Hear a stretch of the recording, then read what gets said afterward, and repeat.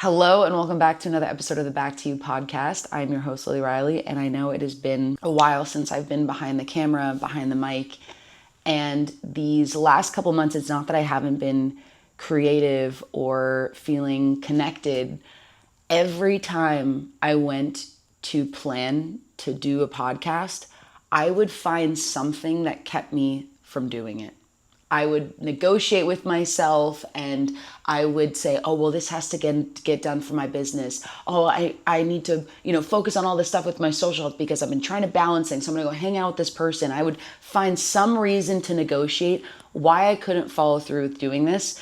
And it just kept compounding. And so it's been 3 months. My objective is just to get behind the camera and just be with what's been going on the last 3 months, because it's been so much deeper than just lack of follow through. It really hasn't been a lack of effort. It's just been a lack of follow through. It's been lack of effort in the wrong places, if I'm being quite honest. I want to bring this up because there are so many people that I've been having conversations with this, whether it's clients, whether it's colleagues, whether it's friends, it's family, it's people in passing. There's been this theme of just this uptick of self-sabotaging, of falling back into old habits, of being really hard on ourselves, of feeling like we've taken steps back, of things just feeling really fucking challenging. I want to talk about birth. One of my best friend's friends, Hava, she wrote this Substack, and I can't even remember the entire thing, but there's one line that I always come back to every single time. And it's, women have to be on the edge of death to bring in birth. I remember growing up because I'm one of 7 kids, and my mom had all of us completely unmedicated. And it used to fascinate me. That was her choice, to not take any medication, to do it completely just raw dog birth. And I remember asking my mom growing up questions about birth all the time. And one of the questions I would ask her is, what does it feel like? What is it like to go through that? You know the baby's about to come when you want to put a gun to your head and you want it to all be over. I thought about my older sister's birth experience that I was there for. It's the only one that I've ever experienced. I'm there for the early labor, and she's going through the contractions and they're intense, but she's having conversation before, she's chatting. Then there was a point when she started getting absolutely fucking agitated and pissed off at everyone. And I was like, what just happened? And my mom turns to me and she goes, oh, the baby's getting closer. My mind has just been circling around all of that recently, because that's what life has felt like right now. It's in a less morbid way, it's felt like, oh my God, this is so fucking hard. Can I just burn it all to the ground? And these last 6 months alone, not even the 3 months that I've not been on here, but even the last 6 months, it has been such a cycle of death in so many different ways, and simultaneous birth. And it's been so intense. It's just been on the spectrum of intensity on all levels. My business has skyrocketed and expanded. I'm calibrating to all of that and learning and growing and being tested and challenged. And you can imagine that would exist on a huge spectrum of letting go of old habits, of stepping into a new version of me, of getting clear of who I want to be, of looking at where I'm still holding myself back in decisions that I'm making and habits and self-sabotaging and all of it. And I had a relationship that ended in June that was just this back and forth of deserving and worthiness and not good enough and all of that, and with money and my health. And it's just been this whirlwind the last 6 months, and I just felt tired. I've just felt really fucking tired. And to be completely transparent, I haven't had my period in 2.5 months. And I know that my body is trying to catch up with all of these changes in my life. And it's been feeling really fucking hard. And I say this because I'm not special in going through that right now in my own way. I'm not special in the fact that life has been challenging me and giving me the test of exactly who I've been asking, who I've been wanting to be. Did I know what the test would be and did I feel ready for them when I had them? No. Are there things for me to look back and reflect on and know that I can expand and do it differently next time? Of course. That's the point of all of this. My reason in sharing all of that is that when we get so close to this precipice of change is where everything feels fucking chaotic.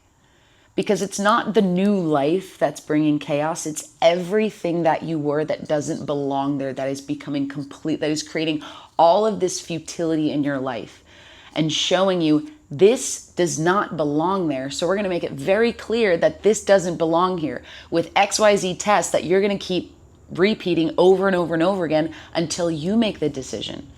Because I realized that so many things I was trying to change, I was waiting for something outside of me to come help me. When I really, really sit with myself and I'm really honest, there were so many things I was waiting to come and save me. Because part of me believed I wasn't capable because it was feeling so hard, harder than it had ever felt before. Where I was on this cusp of change that I thought that I wasn't capable of. And honestly, if it felt safe for me to be there, I'd be there. And I'm being shown through all of these habits, through the way that I'm interacting with people, the way that I'm getting irritable, my emotions, my behaviors, everything, that there's still more of me that's asking to be integrated. I'm trying to leap into that part of my life way too quickly right now. Not only is my body showing me that by saying, you need to slow down, Lily. My body hasn't even calibrated to where I'm going. And it's not that I'm not eating properly, exercising properly.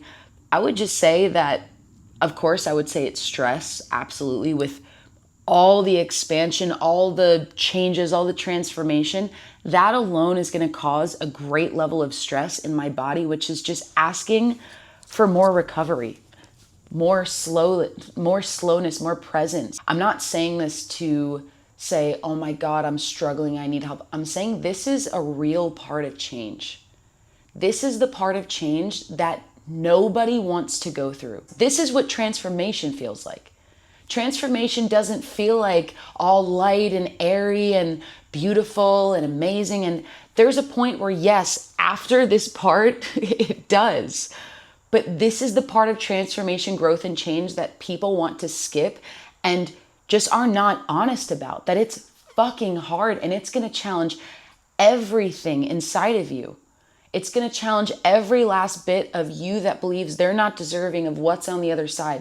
And that the way that you move through it is you sit with it and you be with it and you welcome it with unconditional friendliness. There's nothing wrong with what's going on. There's nothing wrong with it. I don't need to fix it. And part of me has been trying to fix it. Part of me has been reaching the things to numb myself out, reaching for connection, engaging in things that are actually not with who I want to be. It's who I've been. And those are the things that are causing futility and chaos because it's saying, Lily, you're still being this version of you. You are still showing up as the version of you and acting in alignment to the you that you've been. That's why you're exhausted. You're trying to fight for this life while this one's holding you back and you're not even being here with it. And I had to have a really honest conversation about myself after it happened actually a couple days ago, where I woke up in the morning and I just felt like I was living Groundhog's Day. I don't know how to explain it, but I just felt like, oh, I'm waking up and I'm doing this again. And it was like I felt I could look at my pattern that I was about to play into, that I had been doing for the past week straight. I couldn't believe it. I sat there and I was like, I can't believe this is what I'm doing. I made all of this growth, all of this expansion, and now there's this, and it's more intense, more serious, more ingrained. It feels more ingrained, rather, than ever. And I was like, oh my God, it's happening again. I am so close to this change that every bit of my ego, every bit of who I believed I've been is fighting for its last fucking breath. I had to do a whole purge of my environment and just get rid of things and move things and just make my environment agree for a moment and just give myself some space so I can actually look at what the fuck is going on in a curious way. There's been judgment, of course, but being curious about it. What the heck is going on? And what part of me is asking for more love to be seen and to be held a little bit more? What part of me is so afraid of what's on the other side of this right now? What part of me is asking me to just sit with it? And I've just been avoiding and running from it through all of these things that I'm doing. And it feels like garbage. In the moment, it feels good, which would allow me to negotiate with it. A week later, I'm looking back and saying, I have never felt worse. I've actually never felt worse. And also this pressure to get my period back, because my big focus is on getting my health back in order right now.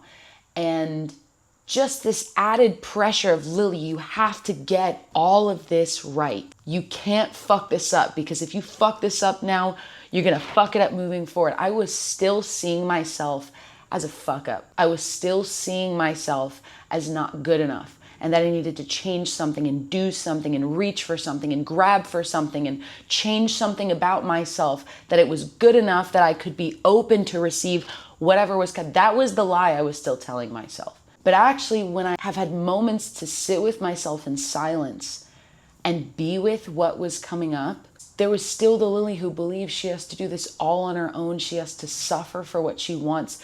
Nothing for her comes easy. That was the part of me that was still fighting and holding on to everything in my current life. And I think it's so easy for us to say, oh, I've done the work. Oh, I've moved through it all. Okay. Does that mean that this part of you doesn't get to be seen then? No, it's an excuse to not go in and actually face the part of yourself that's coming up in that moment that's asking for you to hold it a little bit more. There's a party that believes that it's over, that you're done. There was a part of me that I believed that I was done. Oh, I moved through it. I help people with this. I don't need to go through that. What are you talking about? What, did you stop being human, Lily? Did you stop moving through life like everyone else? The ego is so good at evolving with us. That's its job. It's designed to do that. So the more self-aware that you get, your ego hides in the subtleties more and more and more. And it's really good at it.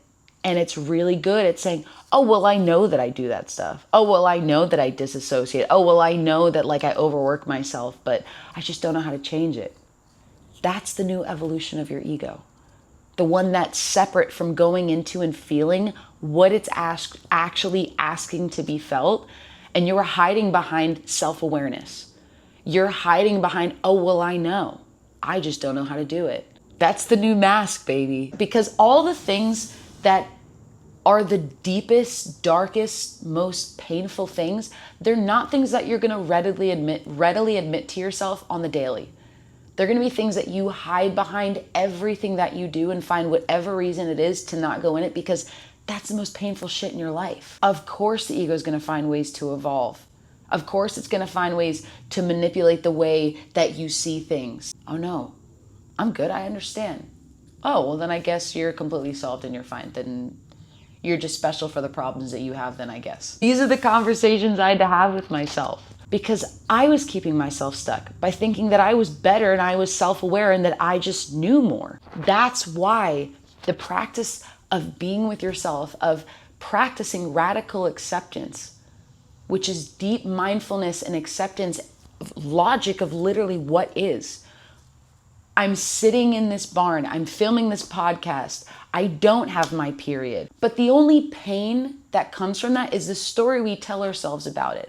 I don't have my period right now, but the pain and suffering only happens when I make that mean something about myself. Not I've done this wrong, but I'm wrong. Of course, I worked myself so hard that I lost my period. Of course, because I'm making it mean something about me. Does it mean that there was intention behind that I can sit with that was driving my behaviors and actions that therefore led to this outcome? Of course. But can I also not only just look at exactly what happened logically, but have simultaneous compassion for every single version of me that I am?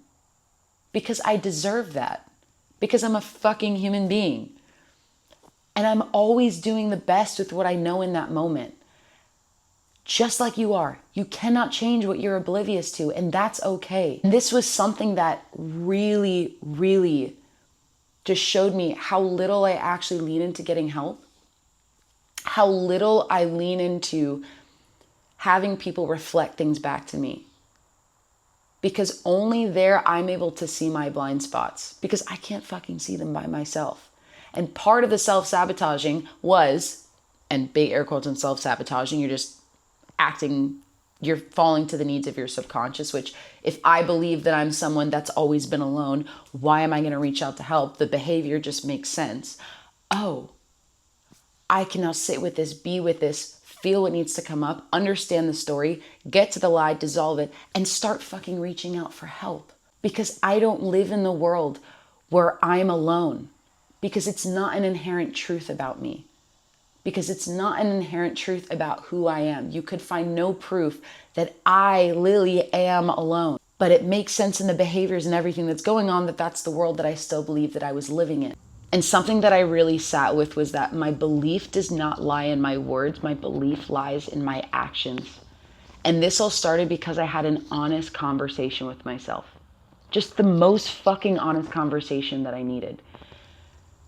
And instead of looking at my words, I was looking at what I was doing, because that was showing me where my actual belief lied. So what I'm inviting all of you to do is stop listening to the bullshit words that you're saying and start looking at your actions. Start looking at the outcomes that are going on in your life. Start looking at the patterns, not the momentary relief that these things are bringing you, because that's not the problem. It's, why do I keep ending back in this place over and over and over again?